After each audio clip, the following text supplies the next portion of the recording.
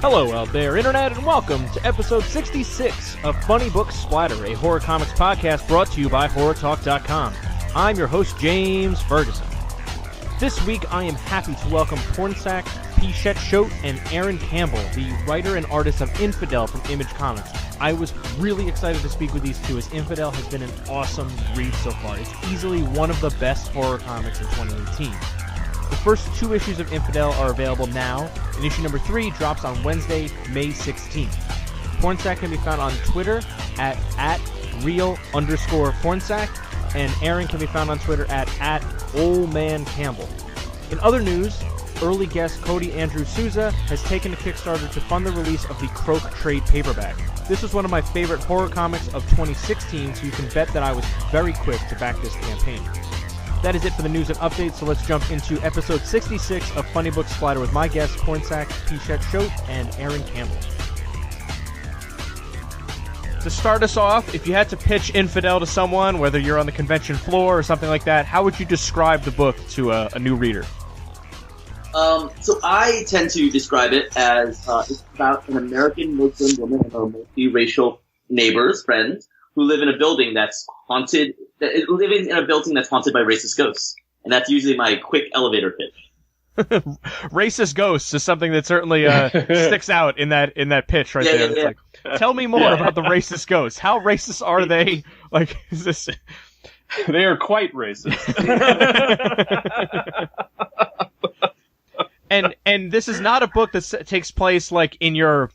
I wanted to say typical racist neighborhood, but I mean, I guess it's not like in the South or something, right? It takes place in New York City. It takes place in Manhattan. Yeah.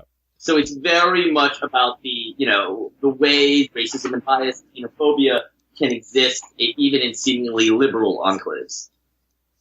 Yeah. And what I really like about Infidel is, well, one, I don't want to say like, I feel like that could go like a horribly way. I'd be like, I really like the racism in Infidel. Like that could be a horrible way for this conversation to go, but that brings a level of real life terror to the book because it is uncomfortable. And look, and speaking as a white guy, like I understand that like I am not one to, I guess lament the problems of racism. I see what it is, but it's like I haven't personally been affected by it just because of, my genetics or what have you. But I see how uncomfortable it is, and it makes me uncomfortable reading the book and seeing like, oh, like, no, this is really scary. Like the way that, your characters are going through these emotions, let alone forget about the ghosts for a second. Just like that real life part of it is really, really creepy and gets under your skin to start with, and then you add in the racist ghosts, and it becomes like a whole other level. Well,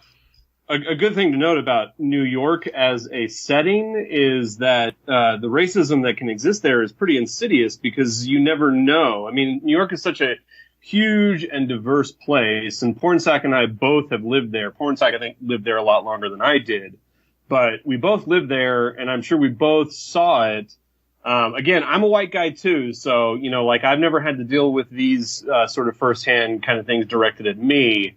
My wife is Mexican-American, so, I see a lot of those issues and concerns, through her lens. But when I was living in New York, and I lived out in Jackson Heights, Queens, which is an interesting neighborhood, or at least it was at the time in terms of being, the older population is Eastern European. The younger population is Hispanic and Indian, and Pakistani. And so you have these clash of cultures that happen, and you never really know. You never really know. Is the garbage man going to be an unrepentant racist, or is just this executive dude walking down the street? Is he going to throw out some hateful thing to somebody who accidentally bumps into him? Mm-hmm. So in New York City, you have this kind of, you approach the city thinking like this is a safe place, but it's really not. I mean, because you can never really know in a place with 10 million people really what lurks around the corner. And so it makes a perfect setting for a book like this, because you don't know. You can't know what you're getting yourself into.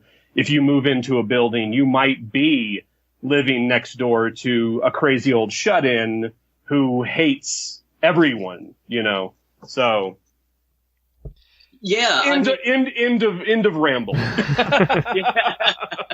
No, it's really true. It's really true. I mean, the thing to me, like, you know, everyone likes to think of LA.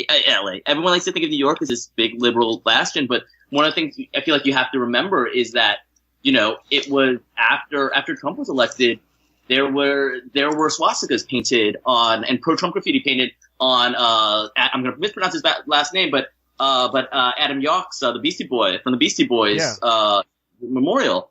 And I've met people out here in LA who moved to LA because I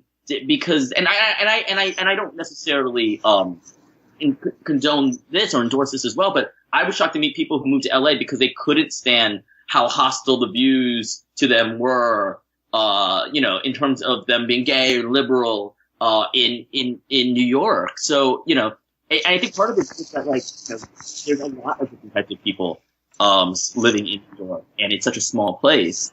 So, you know, and that I think was interesting for us for the book about taking a place that had a very concentrated amount of people of very different types, and to show that, you know, what prejudice may or may not look like over there.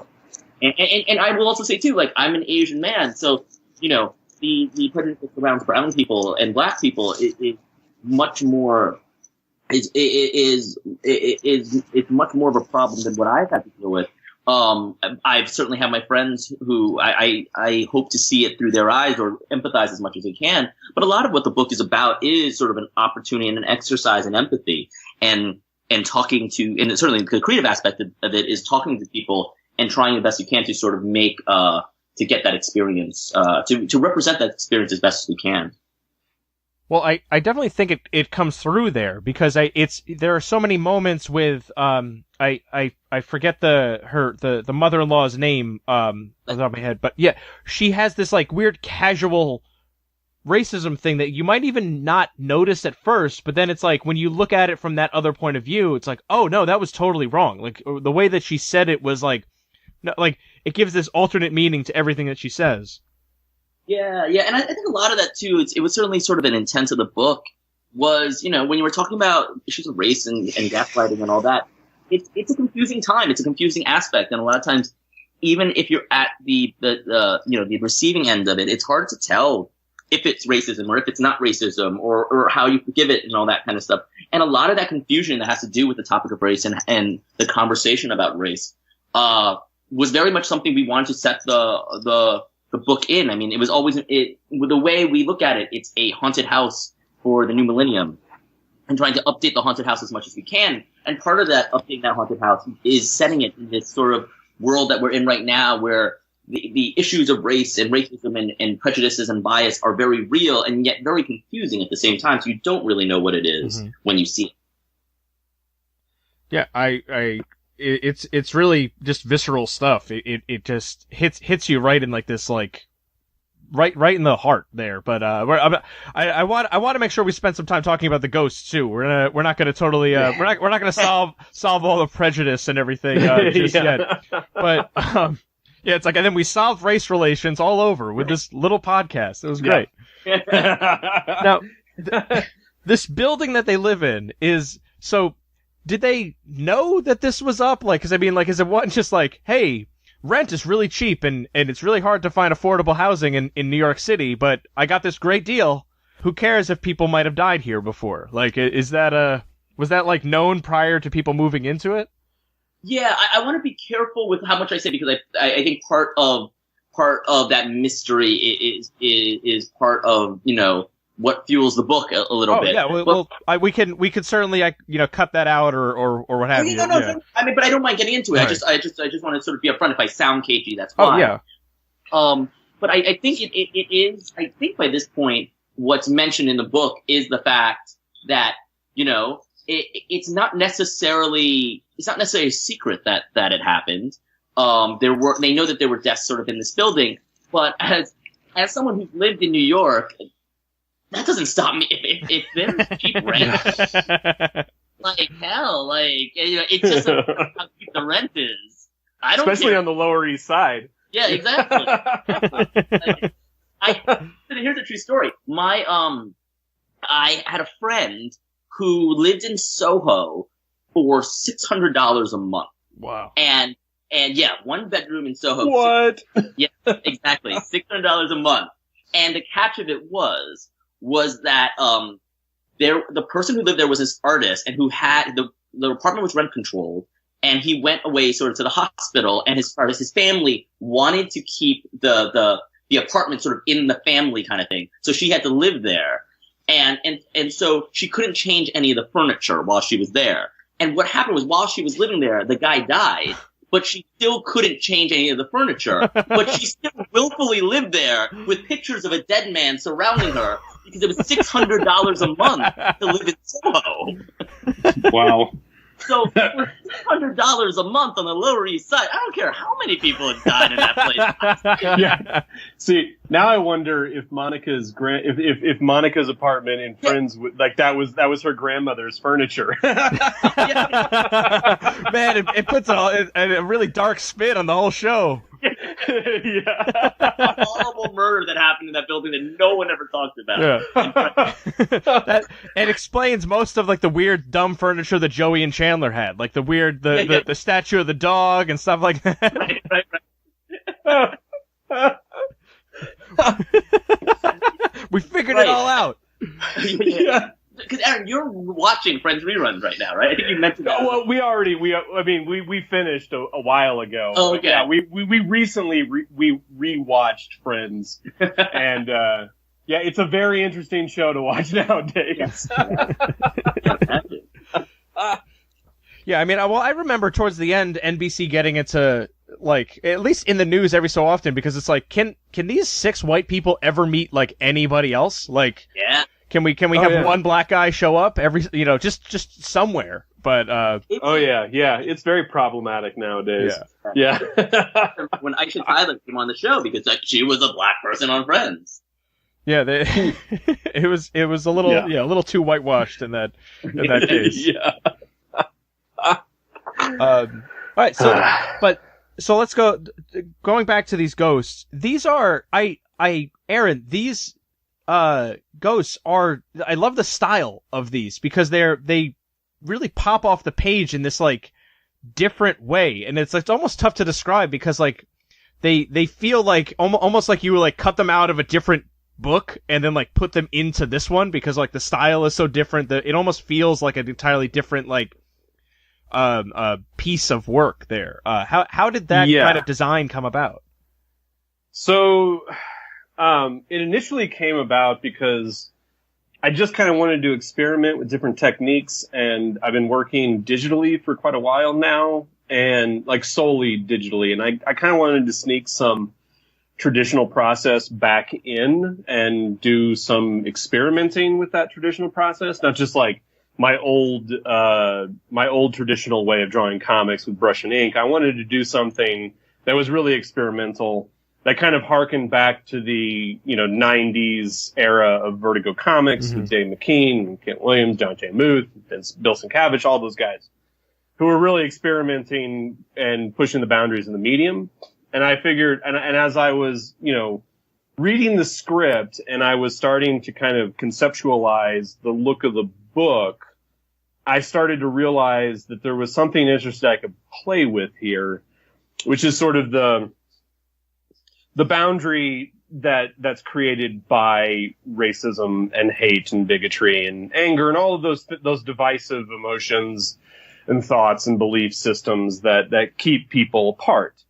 So my idea ultimately kind of coalesced into the ghosts will all be traditional media, and everything that is real life, everything that's corporeal, will be in my digital style that I've been developing over the past, couple of years. And conceptually, the idea then is that boundary that exists, that ephemeral boundary between the digital and the traditional process, is the boundary that is established by hate and bigotry and xenophobia and all that stuff. And whether or not that ultimately reads, I'm not really sure, but it reads well enough that people notice, and it makes the ghosts, like, it makes you sit up and take notice when they arrive, which is really what should happen anytime a bigot arrives on the scene. Everybody should sit up and take notice. If somebody starts making these off-color or terrible comments, people shouldn't be comfortable. It needs to get under your skin. It needs to make you uncomfortable. It needs to make you question what's happening. So that's really like, it was a very long process getting to that sort of idea, but that's where it is now, and that's how I kind of explain it. But then ultimately, like, then it goes back to just the fact that it allows me to play, you know, in a way that is healthy creatively for me, because I'm the kind of person who finds it very difficult to gravitate to a specific style and then just say, this is my style. And I have all the respect for the Jim Lees of the world who, like, I mean, Jim Lee is Jim Lee, and he's only gotten better, like, but his style is Jim Lee's style, and that's what he is, you know, like, he experimented back in the 90s with things like Team 7 and shit like that, but I mean, like, ultimately, Jim Lee's Jim Lee, you know, ultimately, like, even like Ashley Woods, you know, like, his development of his style has been all, like, this kind of really directed arc, you know, through his path. And for me, like, I get so kind of, like that feeling, it's like Office Space, the movie Office Space. Like, if I draw in a particular style for too long, I start to feel like I'm shoved into a cubicle and, you know, all the color fades from the world. So this kind of book is great because I can have, like, my cake and eat it too. I can do all of this different stuff and somehow manage to make it mesh. Well, yeah. Well, one, yes, I think you're very successful in that meshing. But it's important that you enjoy what you're doing. If it gets to the point where you're like, oh man, I gotta draw another one of these dumb ghosts, like, you're not gonna like it. But keeping that interesting and exciting is going to put more effort into the book, and you're going to get more out of it in general. Yeah, exactly. And then from a design standpoint, like, how did this come where it's like, all right, they're going to look like this weird, like, stretched out thing? I have to be kind of cagey the way that Pornsak was cagey earlier, because that, I don't think that there's not really going to be a moment where that is really kind of shown, the reason why, until the last issue. Okay. Fair enough. So, but I will say this. I can say, this is what I can say. I can say that the way that I chose to draw the ghosts or represent each particular ghost is, a representation, a reflection of who they were in life and also their very final moments. Interesting. Well, not really just their very final moments, their actual last moment. So that, I mean, like, if we think about the idea of how do our own implicit biases, how do our own fears, how do our own angers, and how do all these things kind of present themselves outwardly, just in people, you know, the way they express their emotions. I tried to figure out a way that I could do that visually. So each ghost is slightly different than the others. They all are quite different, in the way that they ultimately, especially since, you know, like, for instance, I can talk about issue 2 that's out. So you can see there's that one page where Aisha's, sitting at her computer desk. And, like, they all come out, you know, all at the same time. You have the female ghost that comes out and she has multiple faces. You have the main, Pornsak I can't remember, is our main ghost in that scene? I think his arms reach up. I don't think he's in that scene. No, he's not in that scene. He's not. Yeah, we have our, like, ghost from issue 1 who melts, his face melts. You know, he's dripping from the ceiling. And then we have, like, a new ghost that shows up with the piercing nose and the razor teeth. You know, he shows up, and those 3 ghosts Each one of them is different the way that I represented them because it reflects specific aspects about them as they were when they were alive and how they died and so on and so forth. So, but hopefully once we get to the particular scene that I'm talking about in issue 5, there might be a moment there where you kind of realize at least some aspects of what we're talking about here. Wow. I mean, I'm really impressed by like the amount of thought that you put into this. It's like there's a lot of homework here, and it wasn't just like, well, I'm gonna draw something really creepy. Like or like, oh, he needs a ghost, I'm gonna draw a ghost. You know, there's a lot of thought into how not only like what it looks like, but how you made it, and that's really awesome stuff, man. And quick note too, like, thank you. the panel you just talked about where she's sitting at her computer desk is literally the one I have open on my screen right now. So I'm like, oh, this is great. I know exactly what you're talking about.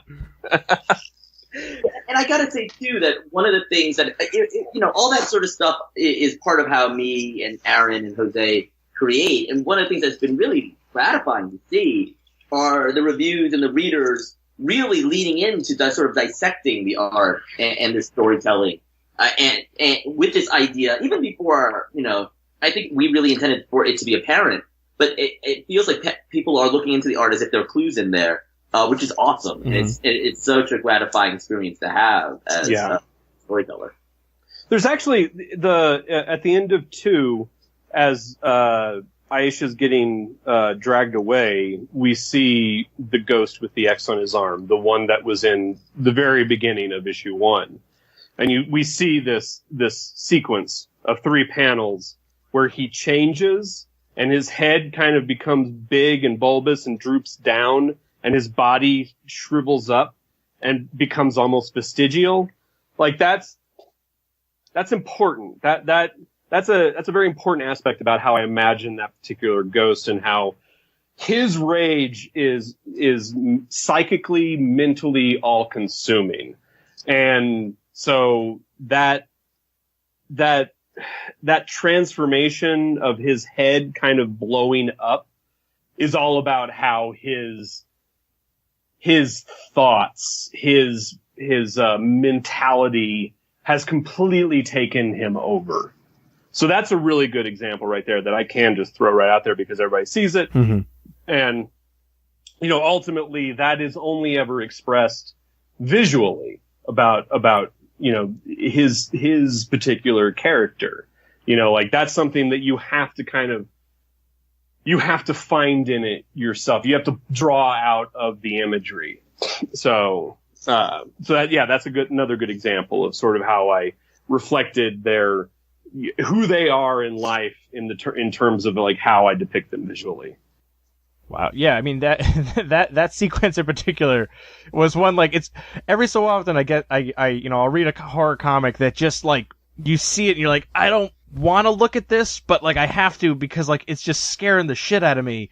And that is one such sequence where I'm just like, oh, like, and even the whole page, cause like the shot above it is her, being pulled, her fingernails are scraping into the wood. Like, damn, man. Like, it's just like such a creepy thing. Like, I can't look at it for too long because I'm like, I'm gonna go sleep soon. And that's gonna stay with me. That's gonna be there. I actually have a good friend of mine. I don't know if I told you this, Pornsak. A good friend of mine actually had a nightmare about this ghost. Oh, really? Wow. Yeah. Yeah. And it was basically that scene where he was in a dark room and there was a doorway and he was standing there like facing the doorway in this dark room and suddenly that ghost came like skittering out around the corner after him and he woke up. Fantastic. I mean, that's gotta be some level of artistic achievement there, right? About like, that was great. I gave that's someone like the a nightmare. Highest compliment. Yeah, I know. I think that's the highest compliment I've ever received. Yeah, in my estimation. And for a horror comics artist, that's a big deal, man. You literally gave someone a nightmare. Yeah. I mean, I guess one of the things I wanted to say was that it really is a sort of a testament to Aaron as an artist because, and this, reading a lot of horror comics, there's a lot of horror comics out there, but there's not a lot of artists who can necessarily draw scary. Mm-hmm. And the great thing about working with Aaron is he can draw scary. So on those scare moments more. than you can with other artists. And that's on top of everything else that Aaron can do, which is, you know, his characters have such great acting. He knows how to put mood in. I mean, I think at this point, Aaron has done like 10 years of like film noir comics. And so he has like, he can do sort of something akin to photorealism, but at the same time is also expressionistic and moody. And you know, the book really wouldn't work with any other artist. And it's one of the great things of having someone like Aaron on board, and that he can do something like that. Yeah, man. Yay! You guys are definitely bringing out the best in each other in this, because I think like the story works off the art works off the story. Like it's a collaborative medium, and I think this is an awesome book. Like I think this is a testament to what you guys are able to do together. It's good stuff. But thank you. Yeah. Yes, thank you. But speaking, I guess, of that collaboration, I think Pornsak, I read this was like your first official comic writing gig. You've worked in the medium before, but I guess how does it feel to, I guess, be on this side of the fence now? It feels great, honestly. I mean, part of it is writing, part of it is doing a book with Image. I mean, the thing I love about this book, and it's a thing I will always say about it, is that every square inch of this book is exactly how I want it to be. You know, that goes down to the design of the book, the fact that we have no ads, the fact that, you know, every page turn is exactly where I want it, the back cover looks exactly how I want it. So there's that piece of it, which is just great in general. And then there is when you're writing, and this, it's funny, I in a way you forget about this after you're writing it for a while, but when you're writing it first, especially as an editor, you really do have this freedom of what the page can look like, because as an editor, you concede that to the writer and the artist, and as a writer, you throw up those ideas of what the page can look like, and then the artist does what he wants to do, but it's always this conversation back and forth. Mm-hmm. Or at least, you know, the way me and Aaron work, it's always a conversation. So it's fantastic. It's fantastic, and it's given me. I always loved comics as a medium, but it's given me even more appreciation for comics as a medium, because I just think that it is a collaborative medium, and the stuff works the best when you actually take the time to collaborate. And books like Marvel and DC, because they are created on such a strict deadline, they don't necessarily get a chance to lean into that collaboration. Some comics definitely do, and in my opinion, some of the best comics, of Marvel and DC, they do collaborate. They do talk more than just writer writes the script and the artist draws it. But I absolutely have a wonderful time working with Aaron on this. So I take it you'd be back to do more, after, I feel like the shitty interview question is like, all right, so like, you're literally 2 issues into this, but like, what else you got, What's next? what else is next? I mean, finishing this one is weird, but like, it sounds like, your enthusiasm for this is very tangible in that, and I could see it's like, I'm just imagining like all these other ideas, kicking around your head about like, yeah, well, I should do all these other things too. Yeah, definitely. The thing I've actually been trying to figure out the most is the next thing me and Aaron working together will then necessarily be a horror book, only because that, like, I don't know how Aaron feels about this, actually, but like, I feel like I'm using every trick I know to get scares on the page. And so I'm trying to be as exhaustive as I can. And so, and that's the other trick about horror comics. It's that it's hard to do scares on a page. And so then the next thing becomes, so I've actually given this thought, like, I wonder if the next thing I do would want to be a horror comic, just because I don't know how many other tricks I have. I think I need to take some time to come up with some new tricks, because scares are so specific if you want them to work. Yeah. Yeah. I mean, I think it's about, if it was more Infidel, it would have to be, where could this story logically proceed from where we end it? Mm-hmm. And, I mean, I obviously I can't give anything away, but I mean, the story is not going to go where you think it's going to go. It's just not. Mm-hmm.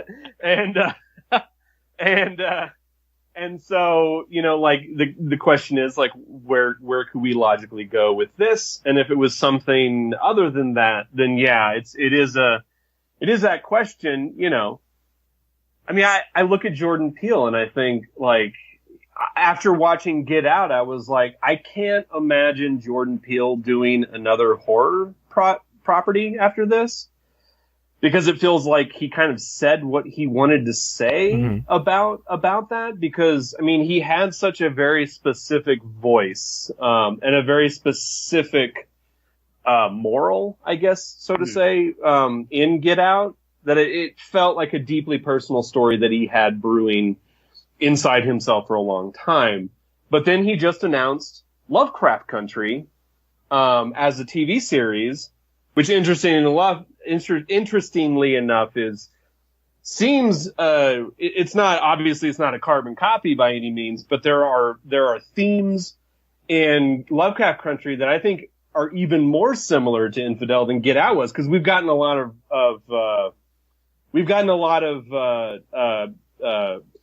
people talking about the similarities between Get Out and Infidel.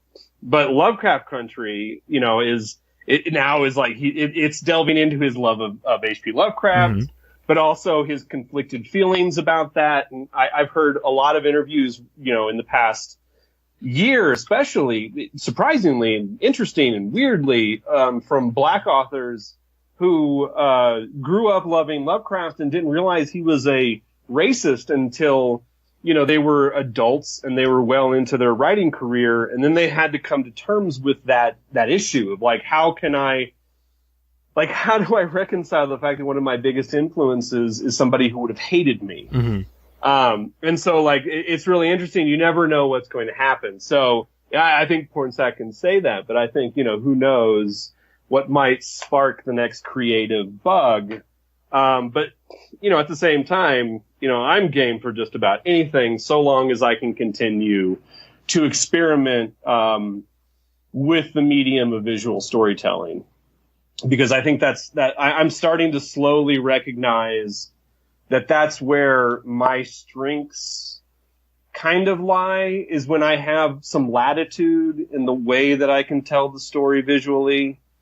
I can really dig my teeth in, because as much as I loved working on those pulp books like The Shadow and Green Hornet, and I loved working with Matt Wagner and Garth Ennis, there is a limitation on that, because it's like you get the script from Matt or you get the script from Garth Ennis, and it's my job just to translate that visually, and that's the end of it. There's no real collaboration that happens. I can't come in and say, I have this idea that's going to kind of change all of this. Can I do it? And it's like, no, you can't, because this is the story. And so when I have the latitude to do kind of what I want, I flourish. I feel like Pornsak, I owe such a great debt of gratitude to Pornsak, because he has given me the chance to re-engage with my passion for comics in a way that was becoming, I was at a point in my career where I was ready to give up. I was ready to completely change, because, like I said before, I felt like, I was kind of being pigeonholed into this kind of pulp stuff, and I liked it for a while, but I was ready to move on. But that was kind of what I was getting handed, and then the fact that it was, in those scripts, there's not really room to kind of go off the deep end, and kind of be a crazy artist. So, I really owe a lot to Pornsak for revitalizing me in that way and reminding me, what it is about comics that I love so much. Yeah. And it was great for me to work with Aaron, just in the sense of, he mentioned it before, the fact that he likes to change up styles and all that kind of stuff. To me, that's one of the best parts of working in comics, is that you take a look. I had to think in issue 3, which will be out now in a week and a half. That's kind of we've had 2 issues to kind of get to know each other. And as with issue 3 and as we go forward, we get to be a little bit more experimental, playing with the medium and meeting to Aaron's strengths. And I'm really looking forward to see what people think of issue 3, because I actually feel like that is going to be the issue where I start to utilize sort of the different facets that Aaron brings to the table. And it is really one of the things that I find most fun about comics, is getting to know someone, getting to know what they do, how they do it, and then start throwing pitches into their strike zone, really having them play with it. Yeah, like I said, man, you guys are bringing out the best in each other here. Like it's so great to hear like how enthusiastic and just passionate you are about this book. And it's like, and at the end of the day, it's like we're gonna make something that's gonna scare the shit out of all these people. And it's like, and I'm really excited about this. You know? Yes.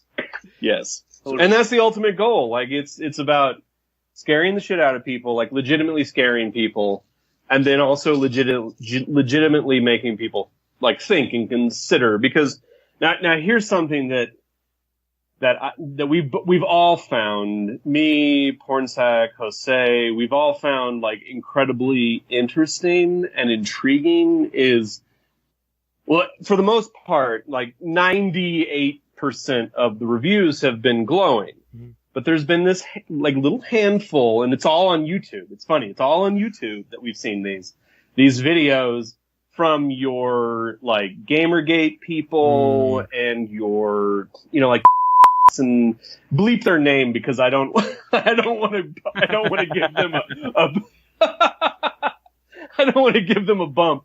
But the funny thing is, there's been like there's some of them who like, they'll do this like rant and they'll tear the book up at the end of it and call it SJW bullshit.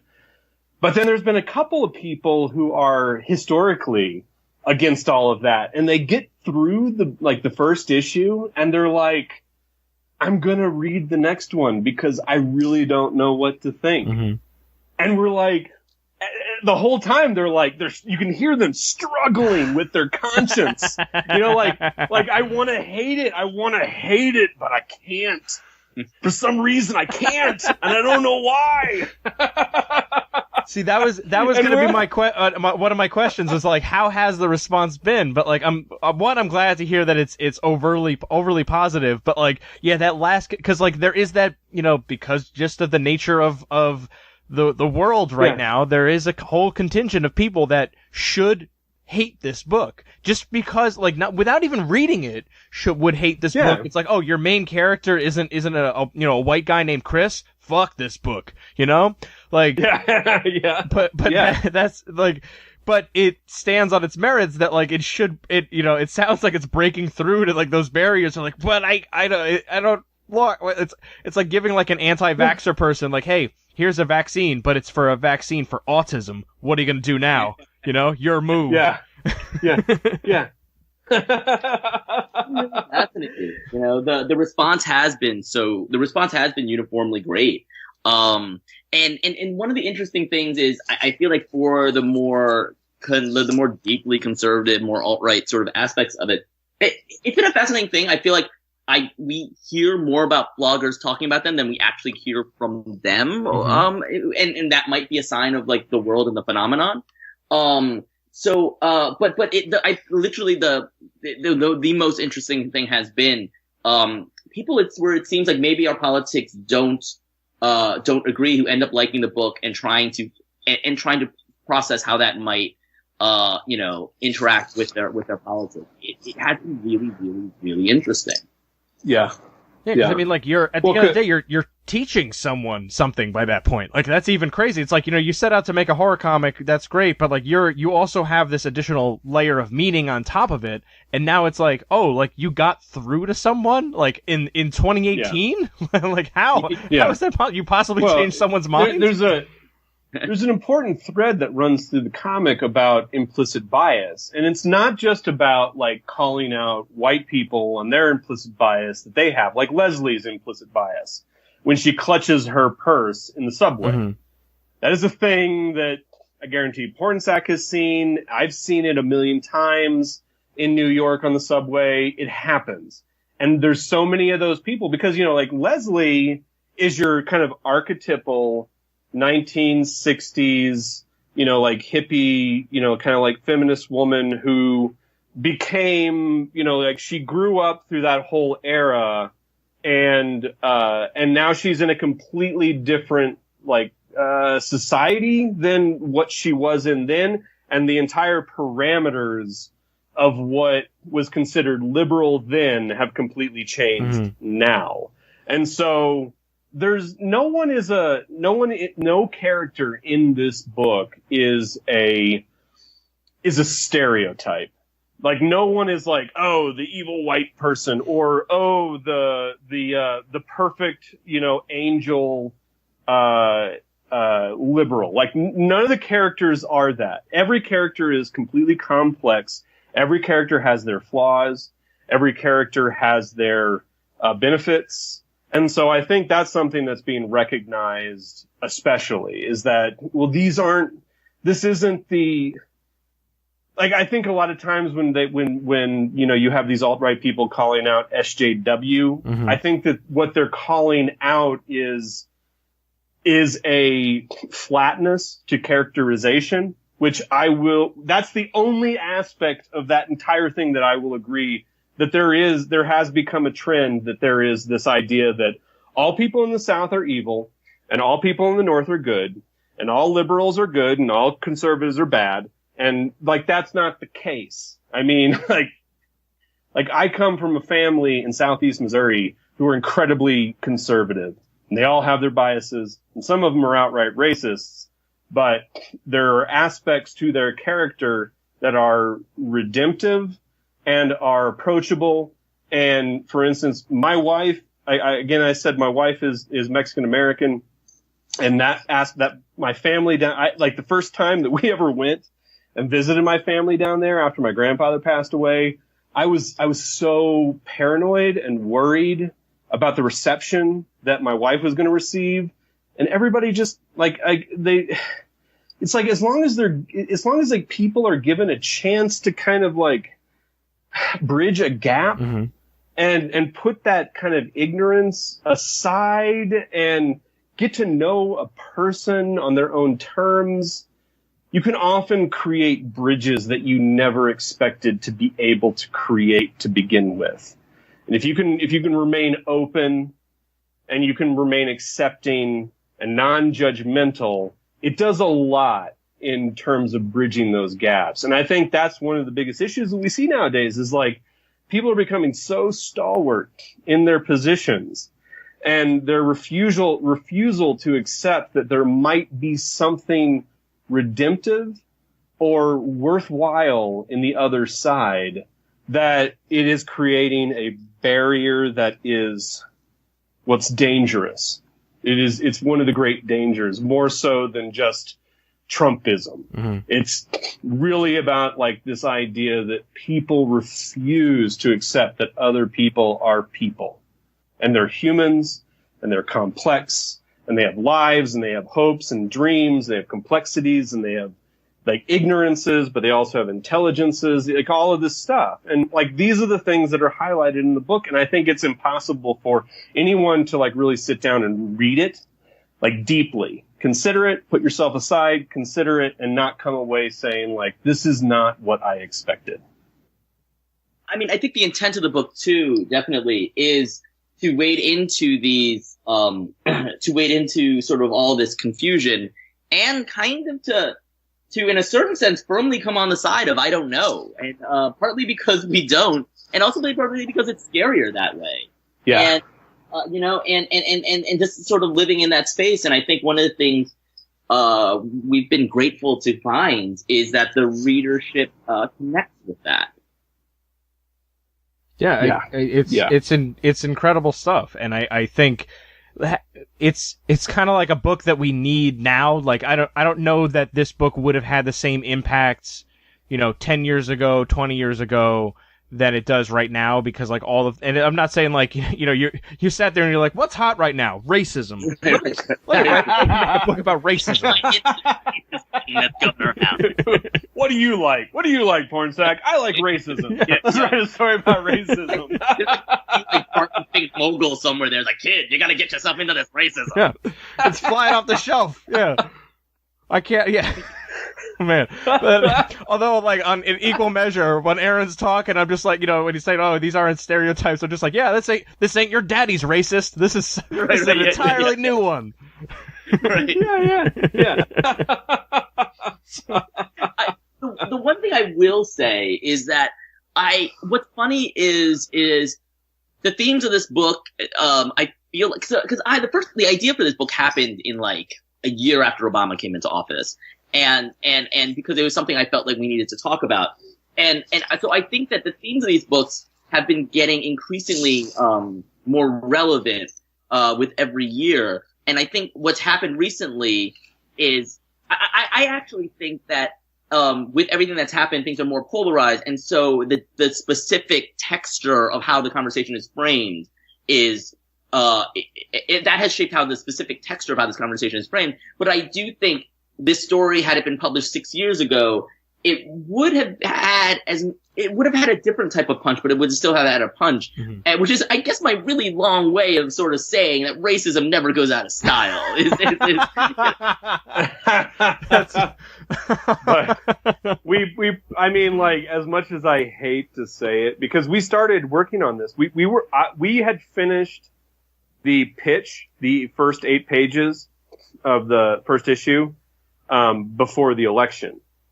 And we were all expecting Hillary to get elected, like the rest of the world. Yeah. And probably all the aliens that are floating out in space around, observing. Like everybody was expecting that. And then when it didn't happen, I kind of feel like that made the book even more, well, obviously it made the book more relevant. And so I hate to say this, but I think Trump being elected has made the book more successful than it might otherwise have been if we were in a completely different kind of societal environment right now. Because everything has been elevated. The light has been shown on everything at this point. All the little bad nook and crannies. Yeah, I do think there's an urgency that comes with the themes that wouldn't have been the case, with a different president. But I think that's the fascinating thing about the phenomenon. Like, I think we would have found a different way, because it would look differently in society. Yeah. We would have found a different way to sort of frame them. But yet, at the same time, the reason why the book exists is because this stuff was there. And it was because this stuff is there that we're in this particular political situation that we are in. It's one of the things that, when you sort of talk politics, what comes to mind is that, that old saying that people don't choose presidents, history chooses presidents. And you have to wonder if that was the case in this one as well. Yeah. Yeah, I honestly don't even know where to go from there. Like, this is, I feel like, we're